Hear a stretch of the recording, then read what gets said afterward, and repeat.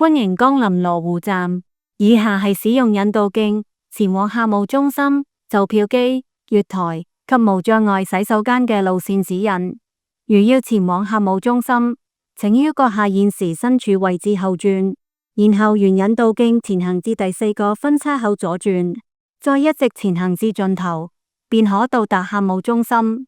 如要前往售票機，請於閣下現時身處位置後轉，沿引導徑前行至第4個分叉口右轉，再前行，便可到達售票機。如要前往入閘機，請於閣下現時身處位置後轉，沿引導徑前行至第3個分叉口左轉，然後前行，便可到達入閘機。如要前往金鐘方向之1號月台，請於入閘後，沿引導徑前行至第1個分叉口右轉，然後一直前行，便可到達通往金鐘方向1號月台之閘口。如要前往金鐘方向之4號月台，請於入閘後，沿引導徑前行至第1個分叉口左轉，然後一直前行，便可到達通往金鐘方向4號月台之閘口。如要前往無障礙洗手間，請於閣下現時身處位置後轉，然後沿引導徑前行至第2個分叉口右轉，